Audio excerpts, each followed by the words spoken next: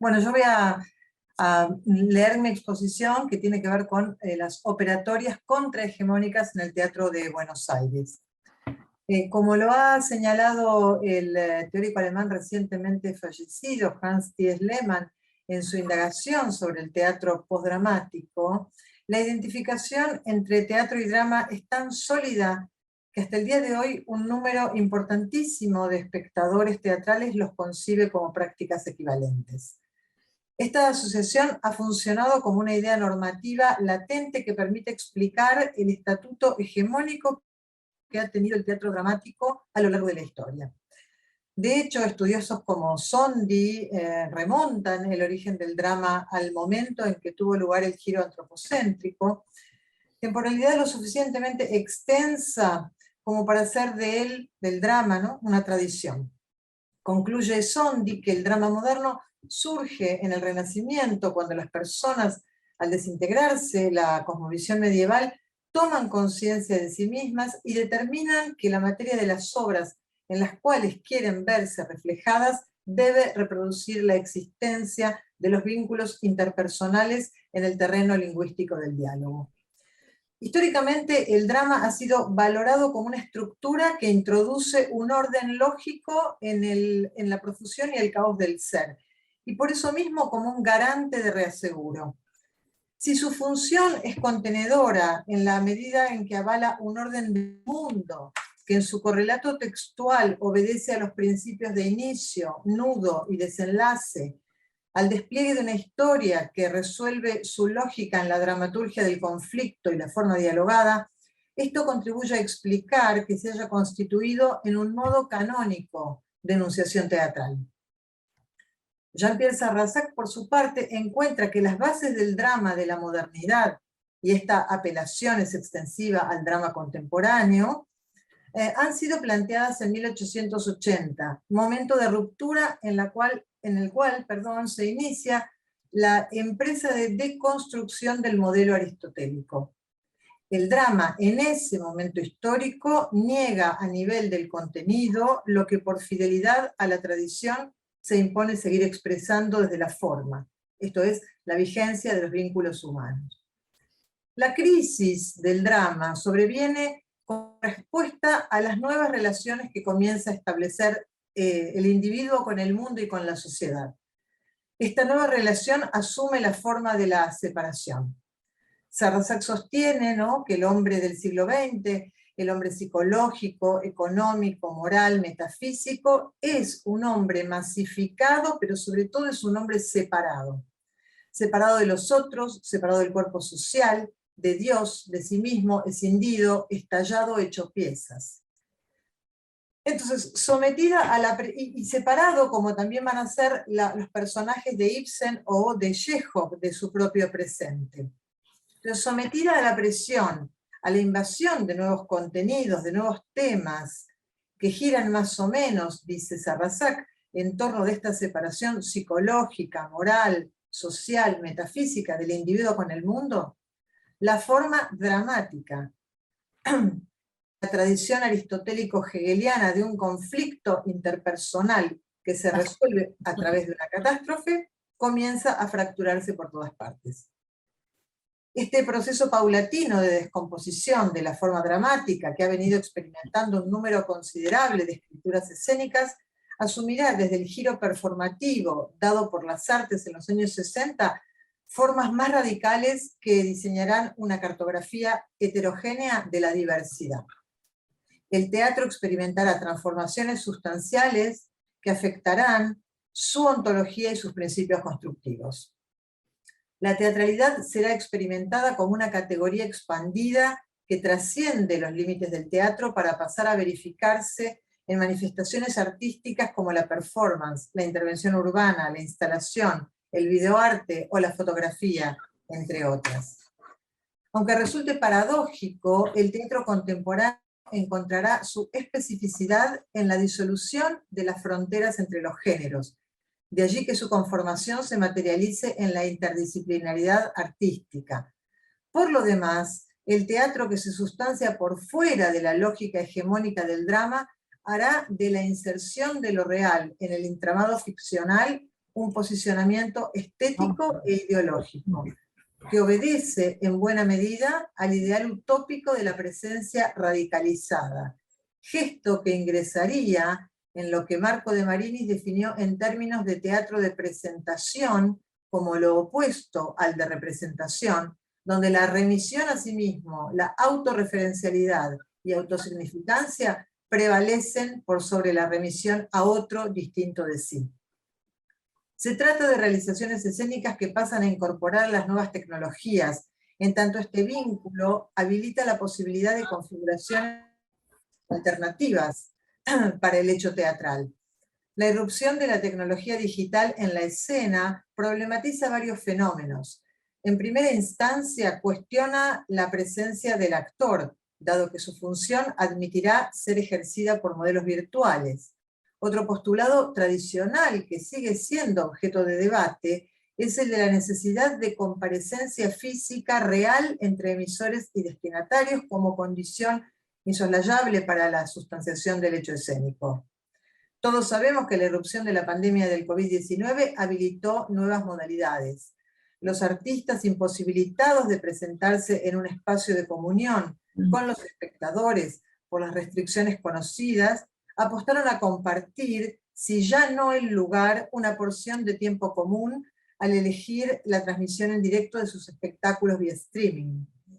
Se gestó además un fenómeno que denominamos teatro tecnológico, que a diferencia del virtual, no reproduce por medio de un soporte digital la lógica escénica del teatro presencial, ni proyecta en un formato alternativo lo que supo ser dominio de lo escénico. El teatro tecnológico es aquel en el que el propio medio digital es proveedor de función poética y es sede de experimentación con miras a configurar un nuevo género que se piensa con coordenadas propias. Asimismo, y dentro de esta perspectiva alternativa al drama, cobra un estatuto singular el rol del espectador en tanto agente co-creador de la obra. Desde ya que el espectador dramático es un agente activo en la medida en que mirar es una acción y la expectación incluye la realización de innumerables actividades como seleccionar, interpretar, traducir el propio poema en términos de Rancière. Sin embargo, el teatro que nos ocupa está planteado en muchos casos como un dispositivo o conjunto de mecanismos puestos al servicio del usuario para que éste los ponga en funcionamiento. De modo que la instalación teatral, surgida de la hibridación entre ambas disciplinas, trabaja en la intersección de tres experiencias, como dice Larrañaga: la espacial, la perceptiva y la lingüística. Decíamos que el drama implica una totalidad orgánica y significante, y en ese sentido podría ubicarse dentro del modelo arborescente con que Deleuze y Guattari supieron calificar al libro clásico, aquel cuya lógica atiende al binarismo y la jerarquía. Constatamos, por oposición, que buena parte del teatro contemporáneo se resuelve atendiendo a una conformación de corte rizomático, donde intervienen para su sustanciación eslabones semióticos de distinta naturaleza. En efecto, la heterogeneidad de materiales que conforman las puestas escénicas actuales hacen del montaje de lo heterodoxo un posicionamiento estético y un correlato de los modos que asume la percepción en la contemporaneidad. Frente al modelo hegemónico del teatro dramático, la escena contemporánea de Buenos Aires exhibe operatorias artísticas que se sustancian por fuera de esa lógica y constituyen, a través de la heterogeneidad de sus poéticas, una cartografía de la diversidad y la alteridad respecto de la forma dramática. Vivi Telias, Emilio García Huevi, Maricel Álvarez, Matías Feldman, Lola Arias, Federico León, Pompeyo Udibert, Margarita Valli, Analia Couseiro, Martín Seijo, Beatriz Catani, Mariana Oberstern, Tatiana Sandoval, entre muchos otros, trabajan en esa dirección. Y quiero comentar entonces, porque no sé el tiempo, supongo que no tengo demasiado, voy a comentar unos casos. Me interesa plantear, justamente para dar cuenta de esta alteridad respecto del modelo dramático hegemónico, la realización de Matías Feldman con su proyecto Pruebas. Voy a hablar de una prueba, la prueba número 7, que se presentó en 2018, cuyo nombre es el hipervínculo, ¿no? Un nombre que surge de la informática. Si las conexiones en red atraviesan la vida de los individuos, incidiendo en los modos de consumir, de producir y de trabajar, de interactuar afectivamente y de mirar, la pregunta a la que respondió el espectáculo era si el teatro podía sustanciarse de manera hipervincular a través de enlaces escénicos que reenviaran a zonas formal y temáticamente heterogéneas. Entonces, a través del hipervínculo como un principio constructivo, la obra se erigió como un correlato escénico de los nuevos modos que asume la percepción en la contemporaneidad, cuyos rasgos distintivos son la simultaneidad, la discontinuidad y la heterogeneidad. De modo que escenas del todo inconexas en la obra, ¿no? Mantenían la posibilidad de establecer un vínculo por medio del procedimiento del montaje. Las escenas eran absolutamente, sí, bien digo, heterogéneas, me voy a apurar. El desarrollo en términos argumentales quedaba obturado y se producía por hibridación de los materiales. De allí que se mencionara en una conferencia en el medio del espectáculo sobre curaduría a la figura de David Warburg, ¿no? Quien encontró que la historia del arte podía ser leída por medio del montaje de imágenes heterogéneas y anacrónicas. De modo que temporalidades diferentes en situaciones paradoxas, juxtaposición de fragmentos como productores de sentido, diseñaron la naturaleza rizomática de este espectáculo emblemático para abordar el tema que nos ocupa. Otro ejemplo y breve, otro procedimiento de enorme productividad en el Teatro de Buenos Aires es el del biodrama, denominación que atribuimos a su creadora, Vivi Telias. Nos vamos a referir a Imprenteros, un biodrama de Lorena Vega, que al día de hoy se sigue presentando con enorme suceso. En esta obra, el teatro se convirtió en la posibilidad de restitución escénica de aquello que está ausente en la vida real de Lorena Vega. Dado que sus medio hermanos le impiden el ingreso a la imprenta familiar, el teatro se ofrece como un espacio de sustitución y resarcimiento. La obra otorga además la posibilidad de traer a un ausente, el padre que ha muerto, ¿no? Que rutina junto con el taller los sentidos que se despliegan. A través de fotos, videos, audios, proyecciones y de un grupo de actores amigos que hacen las veces de los miembros de la familia Vega, incluida la propia protagonista, Imprenteros trae a la presencia las vicisitudes de una familia real afectada por los sucesos de la historia reciente y los cambios de paradigma. La protagonista convocó a escena a sus propios hermanos. El final de la obra es el momento relacional, aquel que conecta espectador y obra en un vínculo que promueve el intercambio y la acción del primero sobre la segunda. Los espectadores son invitados a participar, colgando las fotos intervenidas que por un proceso de montaje lograron ubicar a los hermanos dentro de la imprenta a la que en la vida real no pudieron acceder. Termino acá. Gracias por el tiempo. Susana, ¿me escuchas? Sí, te escucho. Dale, vamos contigo entonces, bienvenida. Muchas gracias, estaba esperando, no sabía qué pasaba.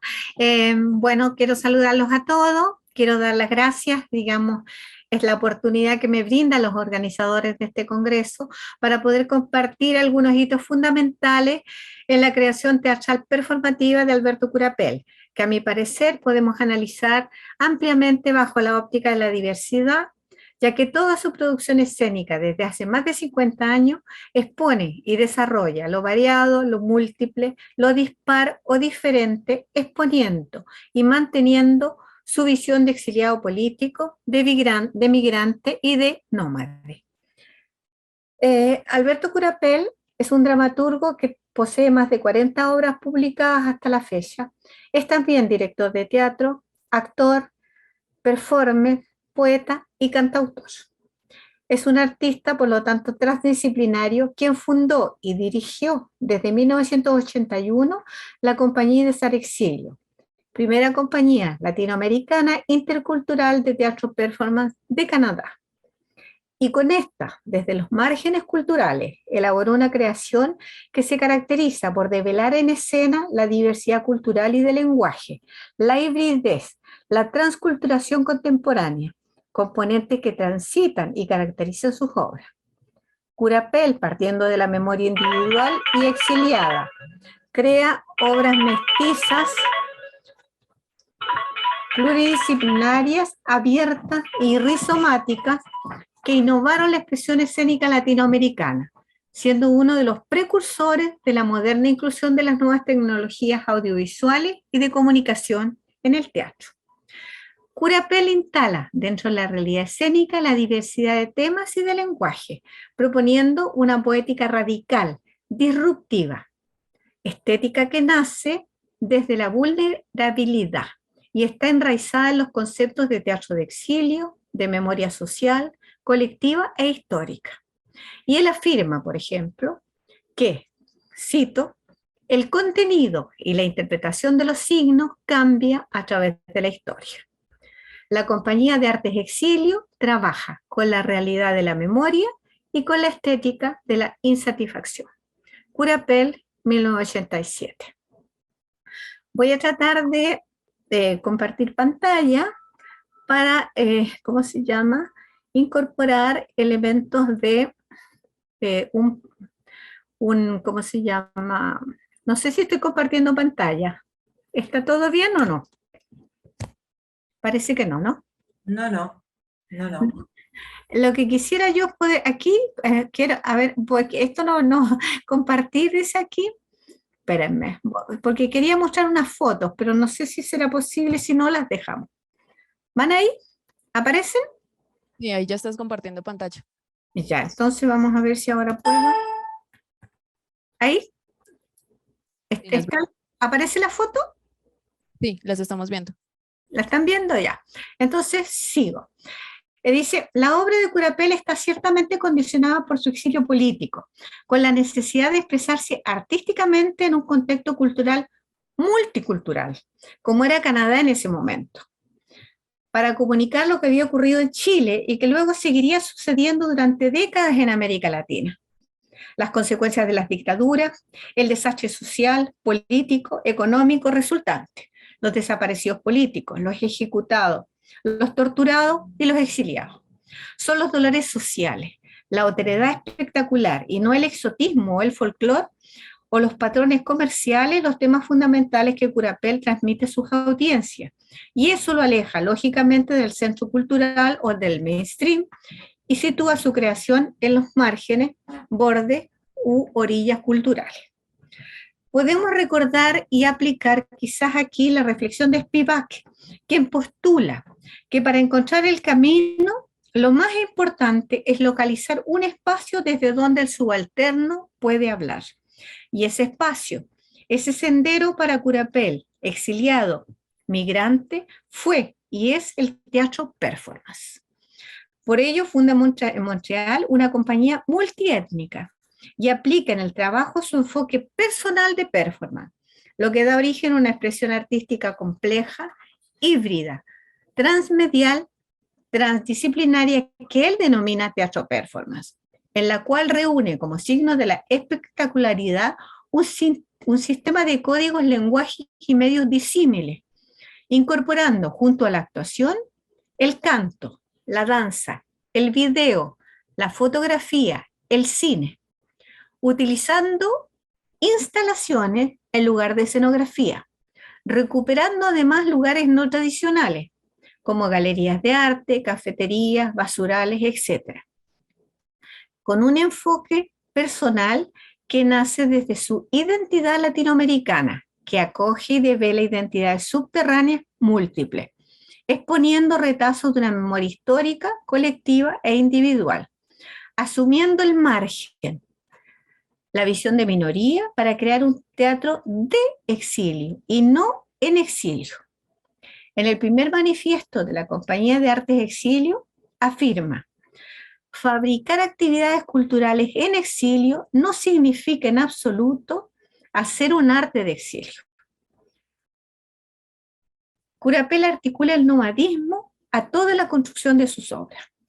El crítico Jean Bonhoeffer en el diario La Presse, en 1987, a propósito de la obra Of, o Sobre el techo de Pablo Neruda, dijo: la evidencia de una obra mayor está ahí en todo momento. Yo he preferido seguir el grito de este hombre, el más bello que he escuchado, integrando de manera magistral la cultura chilena y la quebequense, mezclando el francés y el español. Curapel en su arte no retrocede ante ningún límite. La Compañía de Artes Exilio. Al fundar en Quebec esta compañía de teatro performance para trabajar con artistas de diferentes nacionalidades, quebequenses, chilenos, haitianos, latinoamericanos y otros, el objetivo fundamental era plasmar obras que pudiesen transmitir a un público canadiense las tragedias sociales que originaron su exilio y la problemática del migrante, falta de comunicación, racismo, soledad, entre otros. Pero al mismo tiempo despliega algo muy importante, que es un lazo afectivo social inconfundible, relacionado con el otro y con su alteridad. Interesante también de explorar y estudiar. ¿Cómo se rompen las fronteras, no solo culturales, sino también lingüísticas y sociales? Creemos que transmitiendo afectos que produzcan emociones a partir del contenido propuesto. En la obra de este artista, las sensaciones en proceso se vinculan fundamentalmente con vivencias colectivas, tanto sociales como políticas, y sus afectos articulan lo corporal, lo discursivo y lo social. Y Curapel lo expresa así, cito: poco a poco me fui percatando que para poder comunicar íntimamente este tipo de realidad a un público que desconocía la situación esencial del continente desde donde yo venía, era necesario un lenguaje que alcanzara un significado más allá de la música o de las palabras. Las obras creadas desde esta visión son fruto de la necesidad de comunicar y expresar sus visiones de la escena, y son las manifestaciones concretas de una búsqueda del lenguaje preciso realizada dentro de la precariedad, para hacer escuchar la voz de los diferentes y exponer artísticamente la pluralidad, la diversidad, la diferencia, el disenso. Las obras que se publicaron y se crearon en esa época son, por ejemplo, Exilio, Pectore, Extrañamiento, Memoria 85, Olvido 86, Of, o Sobre el techo de Pablo Neruda, Prometeo encadenado, según Alberto Curapel, y otras que, digamos, ya les nombraré. En estas obras se instalan diversos mecanismos formales para exponer esa diversidad cultural, introduciendo allí no solo la interculturalidad, sino también la deconstrucción y la intertextualidad en la escena, originando una expresividad absolutamente abierta que resulta de una relectura creativa y transformadora de los discursos establecidos en la tradición teatral. Perdón, escucho el sonido que entra una voz exterior.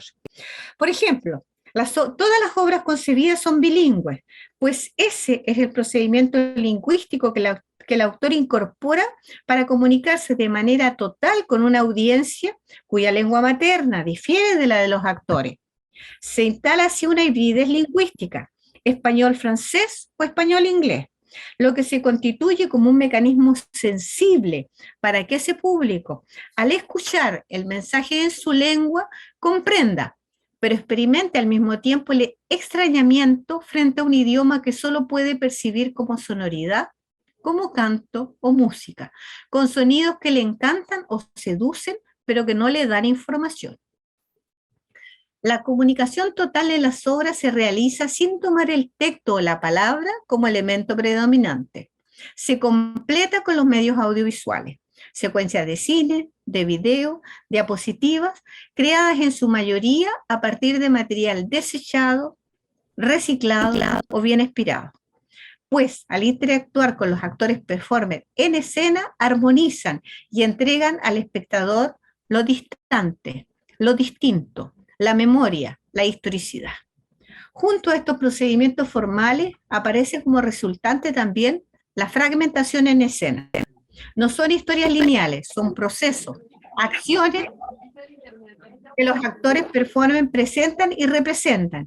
Y es el espectador quien, gracias a su propia historia y sensibilidad, completará. Otro elemento fundamental de las producciones es que las performances exhibidas son puestas en acción en lugares alternativos, como bodegas, galerías de arte, edificios en ruinas, basurales. Los edificios de espectáculos establecidos, lógicamente, por razones diversas, no acogían este tipo de obras, de lo que se desprende la búsqueda también de un mecanismo de iluminación, ya que no se podía disponer de foco en estos sitios alternativos. Y el uso, por ejemplo, de linternas adheridas al cuerpo de los actores performers se incorporó para lograr un efecto lumínico en estos lugares alternativos. Con ello se generan a la vez movimientos y acciones inusuales, pues había que dirigir el haz de luz al compañero o al lugar donde se realizaban las acciones escénicas, que además debían cumplir un rol específico. En otras ocasiones se utilizó también el cine o las diapositivas para iluminar o crear atmósferas específicas, ya sea de color, de luces o de sombras.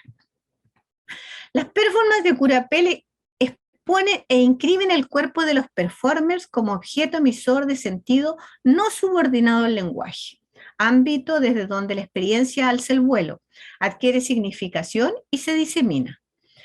Es fundamental la importancia que se otorga al uso del cuerpo con su voz, la gestualidad, la vestimenta, como instrumento no mimético, lugar de presentación, de identidad, que ejecuta acciones, desplazamientos, movimientos, sonidos, gritos.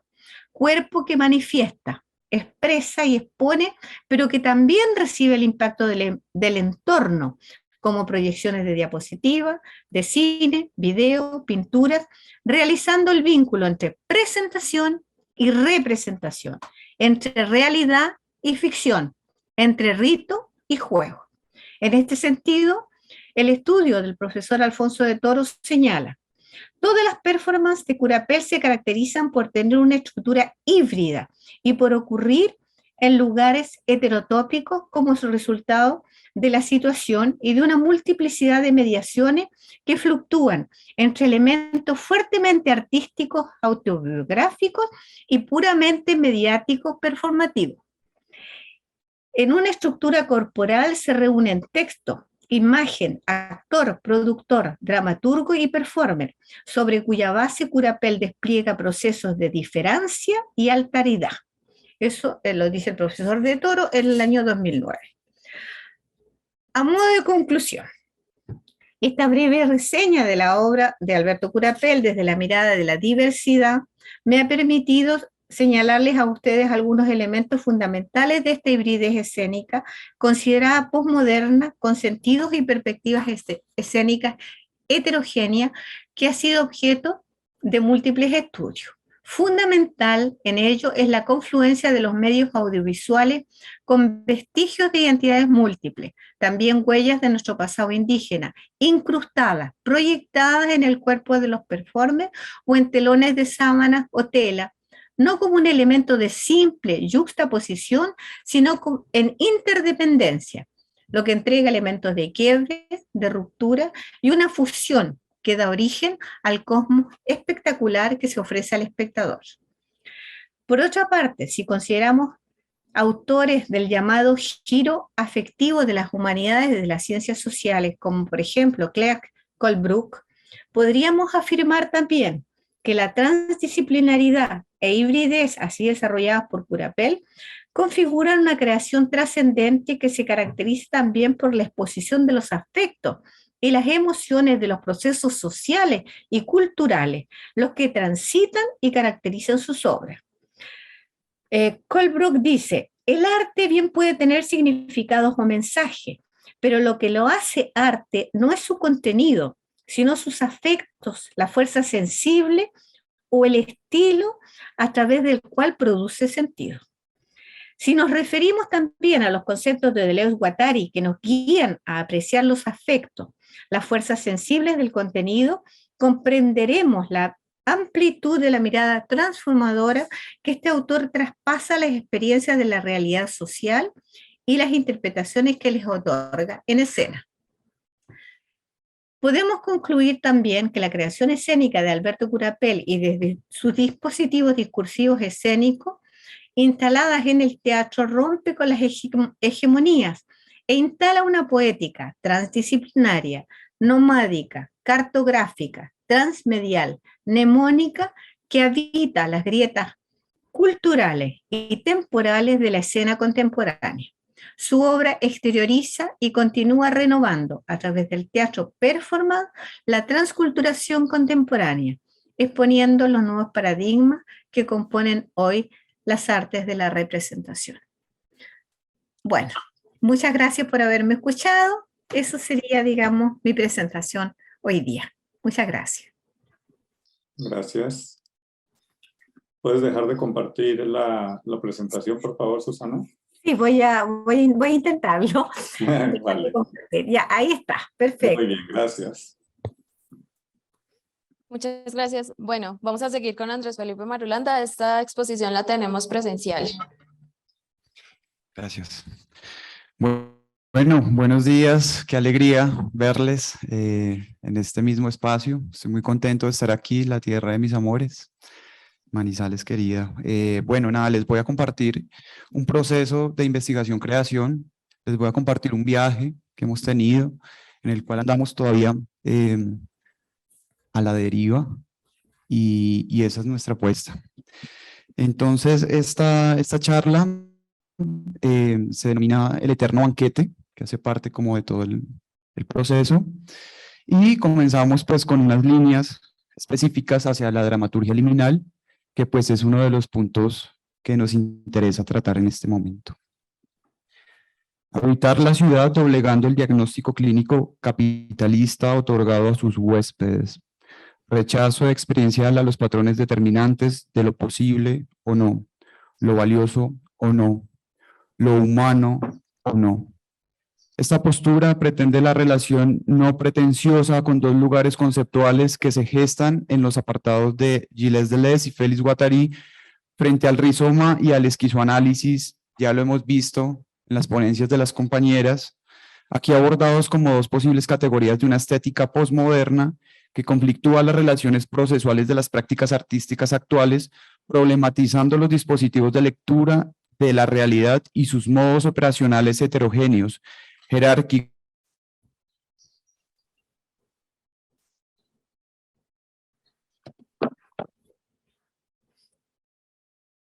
para decantar la realidad, se distribuyen relaciones rizomáticas paralelas, multifocales, diversas, bajo un terreno cartográfico no lineal o perfectamente procedimental, sino mejor un terreno del error, acciones transitorias, fértiles, nómadas. Las necesidades actuales en la esfera del arte como resultado de un devenir histórico, político y social en un contexto como el nuestro, Colombia, transitorio, con un panorama denso, frágil, exigen lecturas expandidas de nuestra cotidianidad, un nuevo reparto de lo sensible que sitúa al cuerpo como un campo propio de respuesta y acción, desbordando el fundamento clásico de la belleza como pilar fundamental en todo buen arte. En el cuerpo se mapean las coordenadas de existencia. El creador, entonces, se reconoce como un ser colectivo que se codifica en la idea, híbrido y autónomo, develando su espíritu en resistencia a una fuerza condicionada por la industria y sus modos operandi.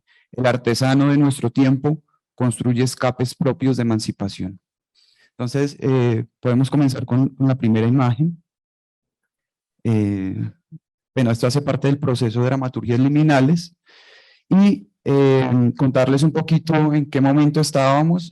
Año 2021, todavía algunos encierros, todavía veníamos de unos nuevos modos de relacionarnos que nos instalaban en lo virtual, y por aquí arranca entonces este proceso. Compañeros, si me regalas la siguiente, por favor. Aquí tomamos un poco esta idea de la imagen generadora, que pues muy bien Mauricio Cartunes nos empieza a dar unas coordenadas, pero que aquí la queríamos llevar como a esos lugares propios del creador, y el creador finalmente de dónde nace esa pregunta de creación, esa necesidad.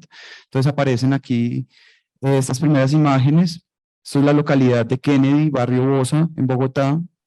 Esta. La creadora Lorena Flechas, Lorena Andrea Ruiz. Ella se piensa el cuerpo madre, tiene una pregunta por el cuerpo madre, por las secuelas, por las marcas que quedan en el cuerpo al ser madre. Y pues esta es como su imagen generadora. Seguimos, por favor. Aquí estamos instalados en La Guajira, pues el colectivo nace a nivel nacional.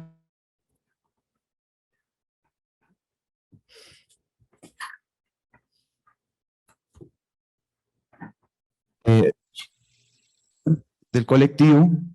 Entonces, no sé si podemos, por favor, seguir.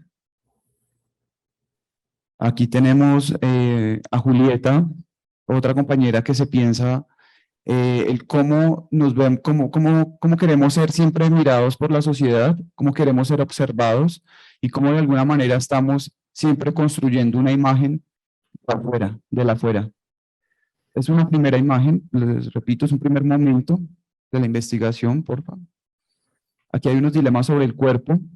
Una compañera, Tania, ella tiene unas preguntas muy específicas sobre el cuerpo trans y creo que aquí empieza entonces a develarse como esta primera imagen.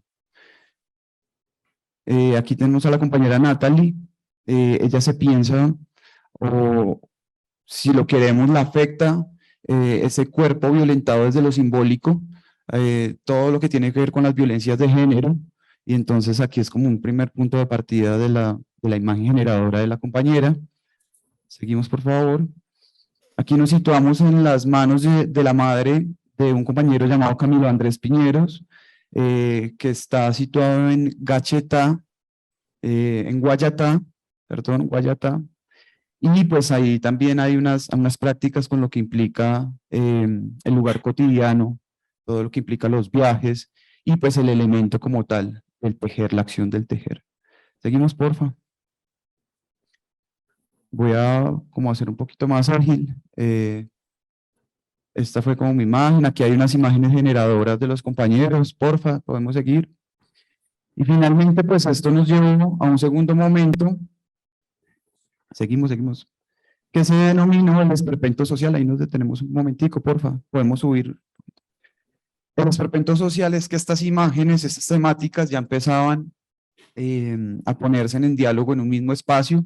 Estamos en el barrio El Guavio, periferia de Bogotá, La Candelaria. Aquí es muy importante lo periférico y pues queríamos darle voz también a la comunidad por medio digamos, de un ejercicio de construcción plástica que nos permitiera también generarle un movimiento. En la imagen que vemos arriba, si me la regalas, porfa, pues este es el esperpento que construimos, le dimos vida y lo movimos por el espacio y pues de fondo se ve también el barrio en el que trabajamos. Seguimos, por favor. Aquí algunas prácticas de laboratorio y aquí podemos ver también un poco lo que fue esa experiencia. ¿Qué nos interesa? Nos interesa pensarnos el territorio desde lo urbano. Nos interesa poner en conflicto esa idea de cómo codificamos una imagen, también desde lo urbano, desde lo cotidiano. Entonces, estos son laboratorios, y quisiera que entráramos entonces, porfa, a ver un videito que tenemos ahí muy corto, un poco también de lo que fue y de lo que ha sido este proceso.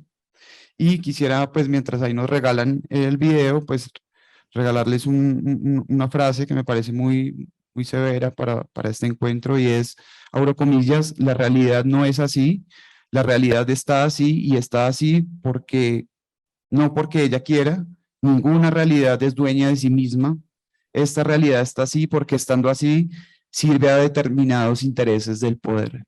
Paulo Freire, El Grito Manso, 2003. Entonces vamos a ver por favor un videito de pues lo que fue el proceso, un primer laboratorio de creación.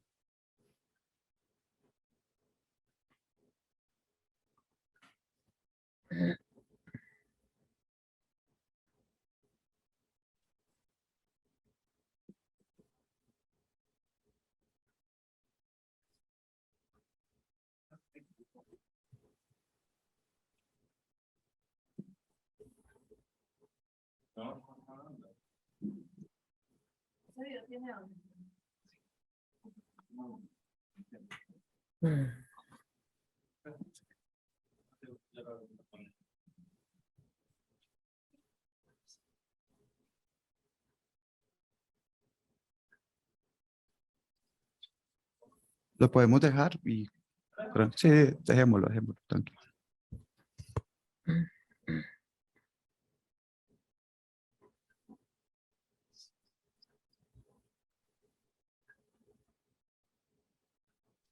Aquí esas primeras preguntas de la imagen generadora empezaban a experimentarse en diferentes lenguajes, y pues aquí tocamos lo audiovisual, estábamos en encierro, entonces cada uno desde sus lugares empezaba a hacer cosas, a probar cosas, a equivocarse, a definir cosas, a nombrar también cosas. Entonces este es un primer laboratorio que nos permite ver eso.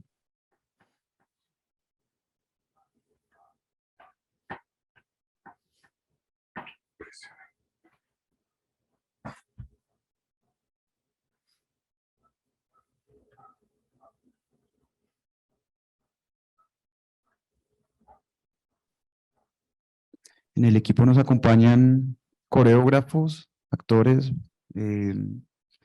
maestros en artes escénicas, como que hay diferentes apuestas y eso hace también interesante la creación.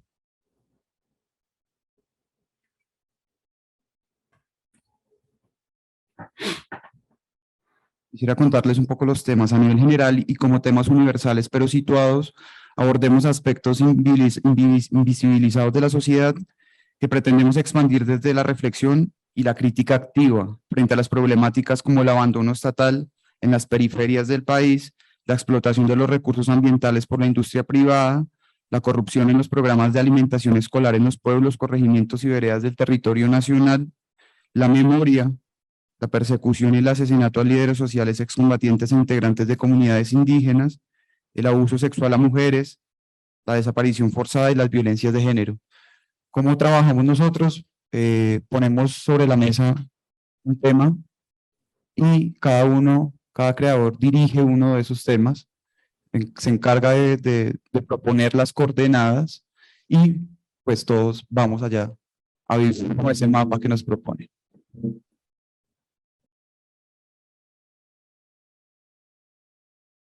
Bueno, me quiero presentar, mi nombre es Bernardo Borkenstein y yo soy crítico.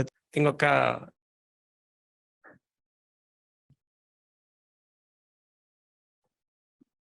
antes situarnos en una realidad. Esto no es una mesa de artes escénicas, es una mesa de un congreso sobre artes escénicas. El público son ustedes y no vienen a aceptar un pacto ficcional, sino a escuchar analíticamente lo que nosotros decimos. Entonces, es muy importante que situemos eso, porque si el mensaje no llega al público, fue una pérdida de tiempo. Si no se logra la conexión entre emisor y receptor, no solamente el hecho teatral, que es lo que a todos nos convoca y todos nos gusta, sino este propio mensaje se perdería. Así que bueno, dedicado a ustedes, voy a traerles una obra de teatro feminista. Sí, voy a decir esa palabra que un hombre cis, heterosexual, blanco de 50 y pico de años no debería decir nunca. Porque claramente soy machista. No puedo evitarlo, nací en el siglo XX. Es algo que tengo que deshacer, pero nací cuando nací y en el lugar que nací. Mi esposa, a golpes, eventualmente, está logrando que yo cambie algunas cosas, con mayores éxitos en algunas partes y en otras. Pero la realidad es que hay un problema en la sociedad. Hay invisibilizaciones, hay derechos por conquistar. Y cuando hablamos de derechos por conquistar, vamos a entender una cosa. Los derechos son nuestros, porque sí, porque por eso son derechos. Lo que hay que conquistar es que se hagan efectivos esos derechos. Entonces, si nosotros vamos a dedicar un mensaje teatral, político, lo que sea, en aras de ganar estos derechos, tenemos que saber a quién nos estamos dirigiendo. En Montevideo hay un fenómeno relativamente reciente, de no más de 20 años, que es una proliferación de iglesias neoevangélicas. No sé si aquí son un hecho también, que tienen una forma de ritual sumamente transteatral. ¿Sí? Los pastores de esas iglesias son comunicadores eficacísimos, expertos en el manejo del público, en lo corporal. Muchos de ellos saben cantar, tocar instrumentos, y nunca pierden el enganche de su público. Lo tienen siempre prendido. ¿Sí? Y también hay un error que no cometen nunca. Le hablan a la platea. No se dan vuelta y le hablan al coro. El coro ya está convencido. El coro está ahí simplemente porque cree tanto como el propio pastor en el mensaje. Entonces, si el teatro quiere dedicarse a desinvisibilizar o a visibilizar cosas, de la naturaleza que sea, tiene que saber a quién se dirige. No puede predicarle al coro. Si nosotros hacemos teatro político, y entendamos esto, polis, lo político es lo que tiene que ver con la polis, con la sociedad. Lo político no es izquierda, derecha, autoritarismo, liberalismo. O sea, sí, es eso, pero es mucho más que eso. Lo político son los derechos de los individuos, no de los individuos por categorías, por identidades, los individuos como sagrado e inviolable. Hay una sola cosa que es inadmisible en una sociedad, y es violar la dignidad del individuo. Y para eso, obviamente, estamos acostumbrados a vivir en sociedades donde muchos individuos ven su sagrado inviolable mancillado, por no poder estar con su pareja en la calle y darse un beso, por no poder reconocer lo que son o ser aceptados por lo que son. ¿Sí? Uruguay fue el primer país en tener el matrimonio igualitario aprobado. ¿Sí? Y eso se vio como una conquista. Y lo es, por cierto, pero es una conquista que llegó tarde. ¿Sí? Yo recuerdo los debates políticos que generó. Había gente que decía, políticos obviamente, que bueno, está bien, les reconocemos un derecho a unión legal, pero que no se llame matrimonio. ¿Qué? El derecho no lo estás reconociendo. Es la sociedad que está pagando un error de antes. Nadie graciosamente le concede a alguien sus derechos. La única institución que puede conceder derechos es la Constitución de un país. Y bueno, no hay nada por encima de ella. Y acá quise compartir con ustedes la mejor manera de tratar estos temas que hemos tenido en Uruguay, no la mejor manera posible, la que hemos visto, que se trata de dos puestas que han tenido como denominador común a esta actriz que se llama Florencia Zavaleta. Son, a mi modo de ver, el mejor teatro feminista que he visto en muchos años. La palabra feminismo no aparece una sola vez en ninguna de las dos obras. No habla de empoderamiento, heteropatriarcado, se va a caer, ninguna de esas cosas. Pero muestra, presenta, representa el problema. Porque no se dirige al coro, se dirige a la platea. Mucha gente que en el momento que escucha heteropatriarcado bajaría la cortina y se desengancha del mensaje de la obra, no podía desengancharse de este personaje, que vive en un mundo de hombres rotos y de masculinidades falladas, que para peor son las que hacen las leyes. ¿Sí? Este personaje se llama Rebeca Linke y pertenece a la primera ola de la nueva temporada de la Comedia Nacional, un elenco profesional, estable, son actores que cobran un sueldo todos los meses. Fíjense qué complicado es para un actor tener el sueldo seguro. Y sí, en Uruguay muchos actores pierden dinero para hacer teatro, no les pagan los ensayos, pero para desplazarse pagan boleto y esas cosas. Y bueno, este elenco tan profesional y de tanto nivel eligió, porque tienen la capacidad de tener voto de su director artístico, a una de las mejores mentes que tenemos en Uruguay, que es Gabriel Calderón. Y Gabriel Calderón fue el que por sí y ante sí violó el primer mandato que tenía la sociedad uruguaya, que es los jóvenes tienen que pedir permiso. Él irrumpió con 19 años en la escena montevideana, pateó el tablero y se hizo un nombre y se hizo un fenómeno teatral. Ya no con 19, con 21, pero bueno, no era tan viejo. El tema es que eligieron a esta mente brillante para dirigir la Comedia Nacional y lo primero que hace Gabriel es romper el segundo tabú. No hay directoras mujeres, no hay dramaturgas mujeres. ¿Sí? Eso es lo que se decía en Uruguay, no hay dramaturgas.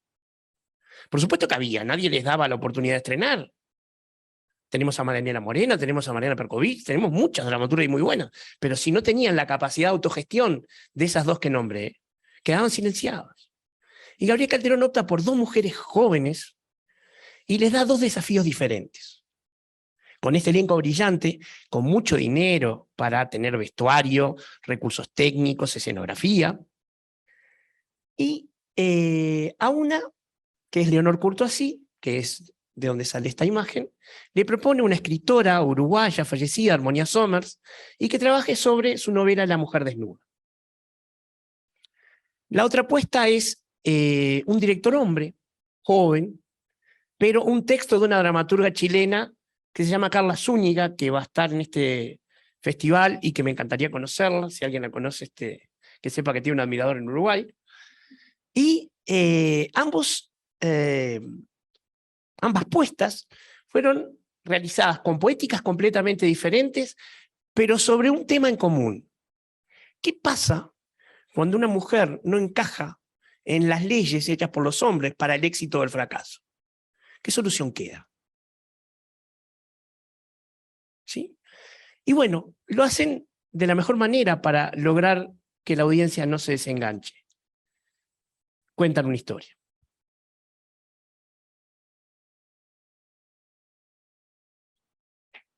Segundito. Bueno, se supone que este aparato debería...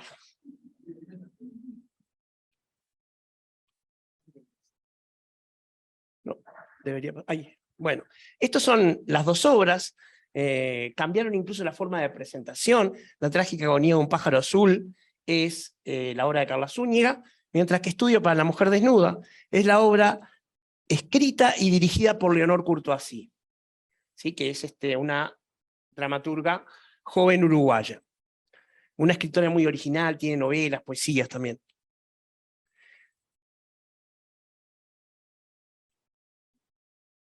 Bueno, ahí está. Y quería compartirles a ustedes lo que es el talento de esta actriz, que tengan una vista de cómo es ella.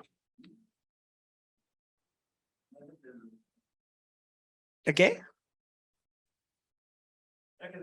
Dale. Es la tónica del día. Internet no quiere que este mensaje llegue, eso es claro.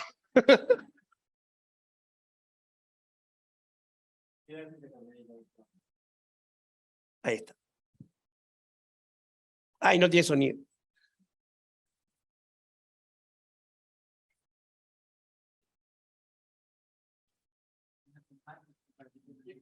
Sí, hay que compartir con audio.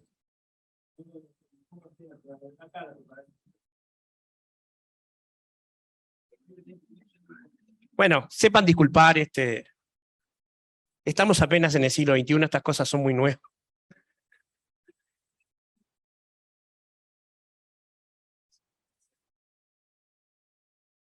Tampoco tengo acceso a la presentación.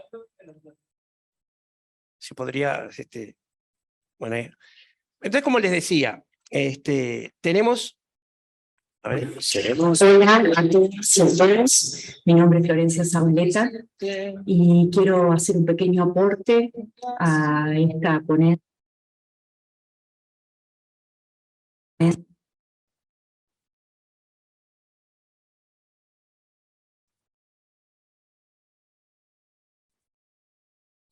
Hola a todas y a todos, mi nombre es Florencia Zabaleta y quiero hacer un pequeño aporte a esta ponencia de Bernardo. A mí me ha tocado interpretar estos dos hermosos personajes, Rebeca Linke en La mujer desnuda y Nina de la trágica agonía del pájaro azul. Y el gran desafío ha sido poder enfrentarme a mi libertad.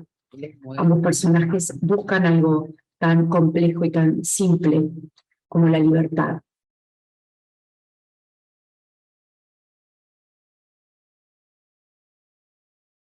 Bueno, estoy intentando cambiarla. Ahí está, bien. Entonces, esto que una pequeña vista de la actriz que estaba por estrenar una obra que estrenó el domingo en ese momento que grabó el video, es una de las primeras cosas que ambas obras tematizan, la libertad. La libertad, que es algo que todos entendemos, todos sabemos lo que es ser libre. Si nos preguntan qué es la libertad, empezamos a tener un problema para definirlo. ¿Sí? Porque de tan conocida que es la palabra, si tenemos que definirla, es muy difícil. La filosofía tiene muchas respuestas, pero hay una que a mí me gusta mucho, que es la libertad es tener posibilidad de elegir. ¿Sí? Si yo tengo opciones, tengo libertad. No importa que yo no sea esclavo. Si mis opciones son robar o morirme de hambre, yo no tengo opciones, no soy libre. Si mis opciones son aguantar cualquier abuso por parte de mi jefe en el trabajo o morirme de hambre, tampoco soy libre. Las libertades implican tener elecciones. Y a lo que se enfrentan estas dos mujeres, invisibilizadas en contextos diferentes, porque Nina es una mujer pobre, pero Rebeca Linke no lo es, hay un tema de interseccionalidades también, es a la falta de opciones. En un momento, en un punto crucial de esa vida, se quedan sin opciones. Y en ese punto, lo que estalla es el conflicto, y cuando hay conflicto, hay teatro. Esta es la ficha técnica del estudio para la mujer desnuda, y yo llamo la atención sobre las actrices, que son Roxana Blanco, Florencia Zavaleta y Alejandra Wolf, con Serena Araujo, Joel Fassi, Camilo Ripoll y Fernando Banet. Y Luis Martínez, perdón. Roxana Blanco, Florencia Zavaleta y Alejandra Wolf representan entre las tres a una única mujer. Florencia Zavaleta es Rebeca Linke, Roxana Blanco es Eva y Alejandra Wolf es Gradiva. Son tres nombres que aparecen en la novela de Harmonia Somers, que tienen un contexto simbólico. Esa forma de ser de tres mujeres, una, es la oposición a la trinidad indo-aria masculina de tres dioses, Zeus, Poseidón y Hades, Júpiter, Plutón y Saturno, no, y Saturno no, y Saturno, ¿no? Júpiter, Plutón y Saturno. Por eso, Júpiter, Plutón y Neptuno. Neptuno era el otro. Ahí está. Y o sea, una divinidad, una trinidad masculina, la trinidad femenina, compuesta por Vesta, Afrodita y Hera, que son tres mujeres, una anciana, una mujer madura y una joven, que también están asociadas con la fase de la luna, es lo que le dio una dimensión simbólica muy importante a la obra, porque mientras Eva, que era la mujer mayor, estaba descreída y rechazaba todas las acciones, Gradiva, con su experiencia, se reía de todo y aconsejaba a la joven Rebeca Linke cómo podía salir de las opciones. ¿Sí? Entonces, esa triplicación funcionaba muy bien escénicamente. La obra empieza con un acto de realismo mágico. Rebeca Linke está en su cumpleaños, en su casa, y cumple 30 años. ¿Y saben lo que pasa el día que cumple 30 años Rebeca Linke? No pasa nada. Y no lo soporta. ¿Cómo puede ser que el día que cumple 30 años no pase nada? Y se escapa, se pone un tapado sobre su cuerpo desnudo y se va a una casa que tiene en el campo, donde se acuesta en su cama, toma un cuchillo y se corta la cabeza. De cuajo. Se la vuelve a poner y ahí empieza la obra. Ese corte, simbólico, por supuesto, pero muy sangrientamente descrito también, implica un corte con la ley anterior, con la ley del Dios de la Biblia, con la ley del hombre en la sociedad, y la nueva Rebeca Linke, descalza y desnuda, irrumpe en la aldea y empieza a hacer una disrupción importante en toda la vida. En la vida de los matrimonios que ya no saben por qué están juntos, mostrando lo que es el eros. En la vida del cura, que entregó su vida al amor a Dios. El amor a Dios es agape, no eros, pero son hombres. Todos sabemos que los curas rara vez son célibes. Y básicamente encuentra hombres fallidos. No encuentra hombres que puedan ser su igual. Un cura, decía Nietzsche, no digo yo, es un eunuco, es un hombre que se castra a sí mismo por amor al reino de los cielos. El celibato es una castración simbólica. El hombre que está casado con la mujer que quiere y no puede hacerle el amor a ella, pero tampoco se anima a jugarse por Rebeca Linke, también es un hombre fallido. No puede juntarse con la titularidad de su deseo. Y Rebeca Linke navega entre todas estas masculinidades fallidas y llega al desenlace de la obra, donde al no poder resolver su vínculo con esa sociedad, Rebeca Linke es asesinada. Y el problema es resuelto, porque una vez que ya no hay problema, la sociedad puede volver a sentirse que está todo bien, salvo el hecho de que esa sociedad anquilosada, vieja y quebradiza, se incendia. El pueblo se incendia, empezando por la iglesia, y todo queda destruido. Y el paso de Rebeca Linke dejó su huella. Esta obra denuncia el problema de encontrar un lugar y de, sobre todo, vincularse con leyes que ya no funcionan de una forma muy interesante. El público sale conmovido de esa obra, especialmente porque se llama Estudio para la mujer desnuda, y el desnudo que hace Florencia Zavaleta es muy valiente, porque lo lleva a la calle, a la explanada del teatro, donde hay un montón de fuegos quemándose, ¿sí? Simbolizando no solamente el incendio del pueblo, sino también el incendio de lo viejo, para que pueda renacer lo nuevo. Hay una máxima química que dice, Igne natura renovatur íntegra, por el fuego la naturaleza se renueva toda. Si nosotros, mi generación, está toda traumada porque Disney no tuvo mejor idea que hacer 2 películas, Bambi y Dumbo. A una le matan a la madre y a la otra la madre lo abandona. Y la verdad es que nos presentan el incendio del bosque como la última catástrofe, y el incendio es el futuro del bosque. Ahí nacen los nuevos árboles jóvenes que van a dar que el bosque pueda seguirlo siendo, y no los viejos árboles podridos y moribundos que ya no tienen la capacidad de regenerarse. La otra obra comparte a las actrices, están Alejandra Wolf, Roxana Blanco y Florencia Zavaleta, pero además a todas las mujeres de la Comedia Nacional.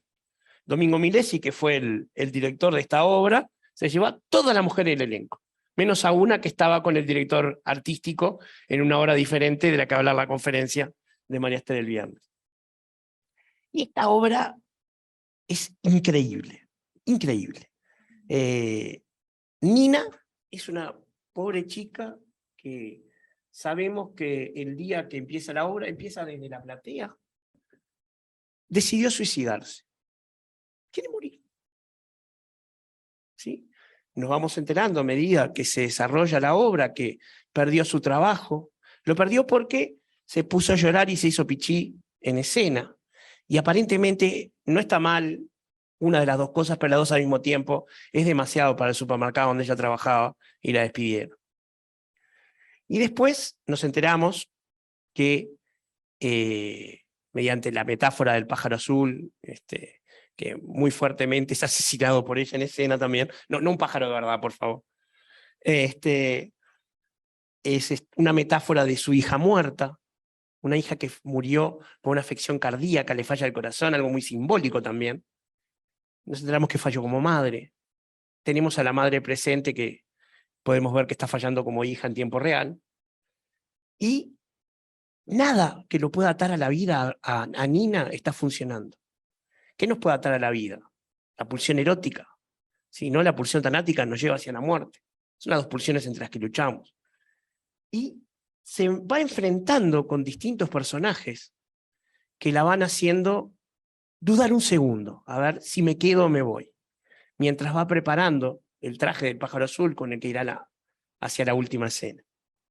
Hay un personaje que acá lo hace Sebastián Malán, el becario, si no me equivoco, pero si no puede ser Camilo Ripoll. No, Camilo Ripoll. Julio o Julia. Julia es un personaje que fue criado en una perrera, adentro de un canil. Y no sabe si es Julio o Julia. Obviamente es un personaje no binario, con una identidad de género no terminada de formar. Pero nadie habla de no binario, identidad de género. Nos presenta a un personaje con ese problema. Donde el hecho que sea Julio o Julia ni siquiera es un problema. El problema es que necesita una madre, necesita afecto, y Nina no se lo puede dar. Nina lo quiere, pero no puede convertirse en su madre. Algo que salvaría a ambos. Pero el tema es presentado. ¿Qué cosa más fuerte que decir que el personaje fue criado en una perrera dentro de un canil? ¿Y qué cosa más denuncia la sociedad de lo que hace con esta gente? ¿Qué cosa más invisibilizante hay? También hay otro personaje, sí, Sebastián Malán, que es un muchacho trans que se prostituye en las esquinas y que es contratado por la madre de Rebeca Linke para ser su novio.